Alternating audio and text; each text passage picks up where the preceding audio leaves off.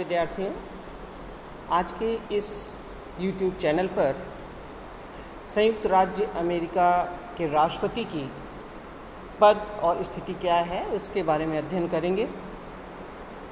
जैसा कि हम सभी जानते हैं कि संयुक्त राज्य अमेरिका में वास्तविक और नाममात्र कार्यपालिका के मध्य भेद नहीं किया जाता है।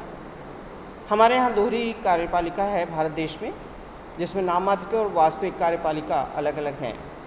लेकिन संयुक्त राज्य अमेरिका में जो कार्यपालिका है वो वास्तविक ही है, अर्थात उसे समस्त शक्तियाँ भी प्राप्त होती हैं और उसी के नाम से समस्त राष्ट्र का शासन एवं प्रशासन चलाया जाता है। अगर हम देखें तो संयुक्त राज्य अमेरिका के राष्ट्रपति का जो पद है विश्व में कार्यपालिकाओं में शक्ति और सम्मान की दृष्टि से अत्यंत ही महत्वपूर्ण और प्रभावशाली है। और यहाँ के राष्ट्रपति का जो चुनाव होता है वो 4 वर्ष के लिए होता है। और संविधान निर्माताओं ने बहुत अधिक विचार विमर्श करने के बाद राष्ट्रपति पद के निर्वाचन प्रक्रिया तय की है। संयुक्त राज्य अमेरिका में राष्ट्रपति का चुनाव निर्वाचन मंडल द्वारा होता है, जिसमें अमेरिका के हर राज्य से उतने सदस्य चुने जाते हैं जितने की प्रतिनिधि सभा तथा सीनेट में चुने जाते हैं। अमेरिका की जनता राष्ट्रपति के नाम से ही वोट डालती है। हर राज्य में चुने हुए ये सदस्य निर्धारित दिन सभी अपने राज्य की राजधानी में इकट्ठे होते हैं और राष्ट्रपति के पद के उम्मीदवारों में से किसी एक का चुनाव करते हैं। निर्वाचन में हर राज्य का एक मत माना जाता है और जीतने के लिए राष्ट्रपति पद के उम्मीदवार को लगभग 50% मत लाना अनिवार्य होता है। यदि किसी उम्मीदवार को 50% नहीं मिलता है तो फिर वहाँ की जो प्रतिनिधि सभा है वो अपने द्वारा निर्वाचन करके किसी को राष्ट्रपति पद हेतु चयनित कर सकती है। अब ऐसा निर्वाचित राष्ट्रपति 4 वर्ष के लिए चुना जाता है और सामान्यतः वो समय से पहले वो नहीं हटाया जाता है। अभी तक के इतिहास में किसी भी राष्ट्रपति को 4 वर्ष से पहले हटाया नहीं गया है। अमेरिका का जो राष्ट्रपति है, जो कि वास्तविक कार्यपालिका प्रधान है, तो वो संविधान के अनुच्छेद 2 क्लॉज 4 के अनुसार सिर्फ महाभियोग के द्वारा ही हटाया जा सकता है। और राष्ट्रपति पर महाभियोग देशद्रोह, भ्रष्टाचार या किसी घोर अपराध के लिए ही लगाया जा सकता है। और इसकी जो निर्धारित प्रक्रिया है, बहुत ही महाभियोग की जो प्रक्रिया होती है वो काफ़ी जटिल होती है, इसलिए सामान्यतः ये संभव नहीं हो पाया है अभी तक। तो इसलिए हम कह सकते हैं कि वहाँ का जो निर्वाचित राष्ट्रपति है सामान्यतः अपने 4 वर्ष के कार्यकाल को पूरा करता है। अब हम आते हैं इसके अगले बिंदु, राष्ट्रपति की शक्तियों या जो इसके कार्य हैं उसके विषय में डिस्कशन करेंगे। इनकी शक्तियों को भी बिंदुवार हम डिस्कस करेंगे तो शायद आप सभी को ज़्यादा क्लियर हो पाएगा। तो जैसा कि हम सभी जानते हैं, सबसे महत्वपूर्ण कार्य जो विधायिका का होता है और उसमें कार्यपालिका की प्रमुख भूमिका होती है, वो होती है विधायी शक्तियाँ। तो अमेरिका की जो राष्ट्रपति की जो कानून के संबंध में जो शक्तियाँ हैं उसको हम पहले डिस्कस करेंगे। इसमें सबसे महत्वपूर्ण जो शक्ति होती है वो संघीय कानूनों को लागू करने और व्यवस्था बनाए रखने की शक्ति होती है, जो कि राष्ट्रपति को प्राप्त होती है। अमेरिकी राष्ट्रपति नए कानून और नियम बनाने के लिए सदन से, व्यवस्थापिका से निवेदन कर सकता है और कांग्रेस द्वारा पारित किसी भी कानून को स्वीकृति देने या न देने का जो अधिकार है वो भी अमेरिकी राष्ट्रपति को प्राप्त है। और जब तक वो स्वीकृति या अविस्वीकृति नहीं देता है तब तक वो अधिनियम बन भी नहीं पाता है। राष्ट्रपति अगर चाहे तो कांग्रेस द्वारा जो भी पारित विधेयक है उसे पुनर्विचार के लिए कांग्रेस को वापस लौटा सकता है। कांग्रेस वहाँ की व्यवस्थापिका को कहा जाता है, विधायिका को कहा जाता है। तो ऐसे अगर पुनर्विचार के लिए वो विधेयकों को कांग्रेस को वापस लौटा सकता है, लेकिन इसमें विशेष ध्यान देने योग्य बात यह है कि यदि कांग्रेस राष्ट्रपति के द्वारा लौटाए हुए विधेयक को पुनः 2/3 बहुमत से पारित कर दे तो राष्ट्रपति को हस्ताक्षर करना जरूरी हो जाता है। राष्ट्रपति को विशेष परिस्थितियों में कांग्रेस का अधिवेशन बुलाने का भी अधिकार है।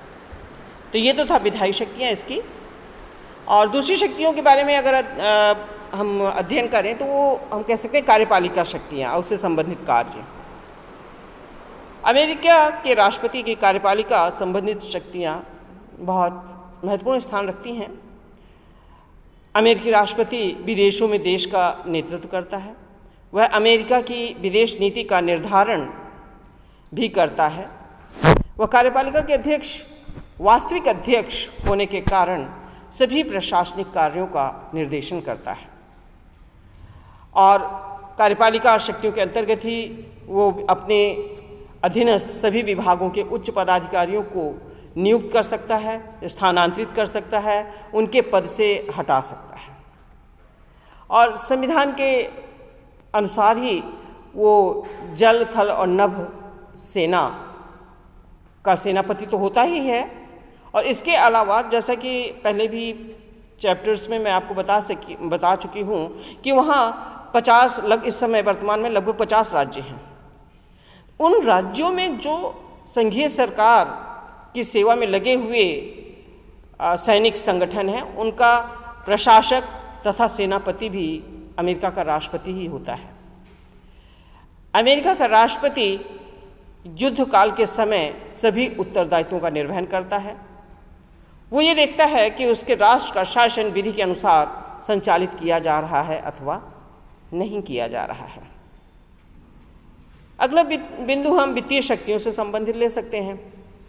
संविधान के अनुसार वित्त संबंधित जो शक्तियां हैं वो कांग्रेस में निहित होती हैं, लेकिन यदि हम व्यवहारिक परिप्रेक्ष्य में देखें तो कांग्रेस व राष्ट्रपति के मध्य वित्तीय शक्तियों के संबंध में घनिष्ठता होती है, क्योंकि वित्त संबंधी प्रावधानों को पास करने का कार्य कांग्रेस द्वारा किया जाता है और कार्यपालिका प्रधान राष्ट्रपति होता है जो कि अपने संघीय शासन को संचालित करता है।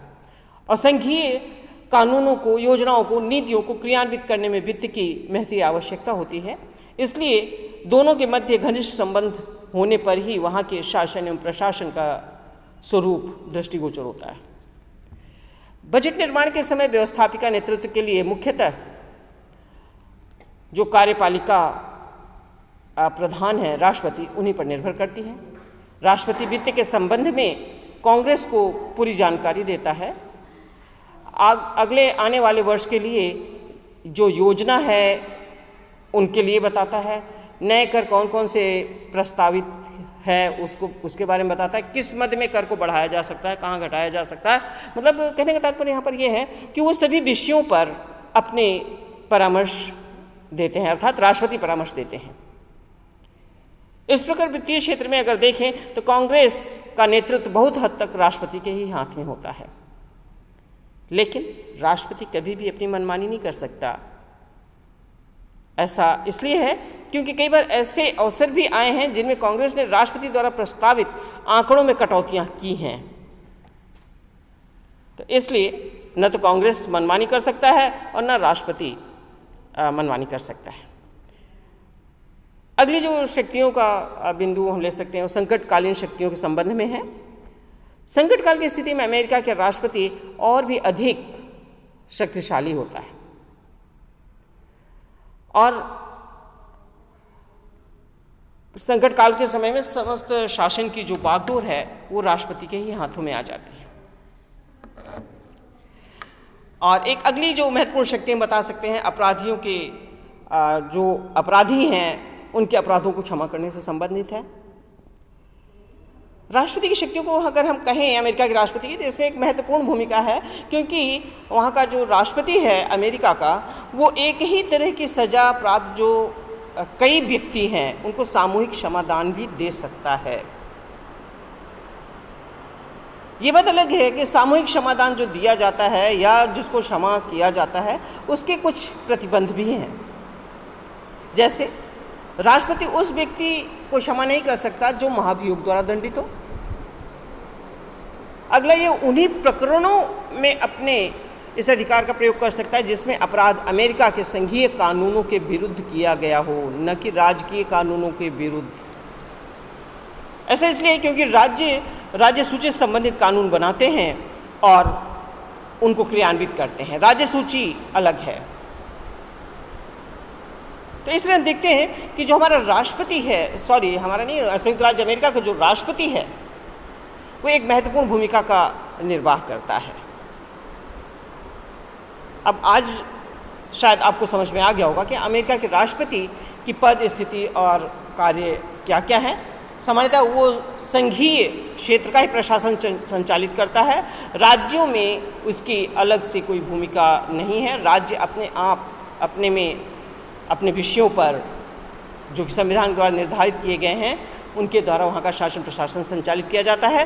राष्ट्रपति सिर्फ संघीय विषयों पर ही शासन एवं प्रशासन करने के लिए जवाबदेह है। अब इस तरह से मुझे लगता है कि आज शायद आपको समझ में आ गया होगा, और अगला चैप्टर हम अमेरिका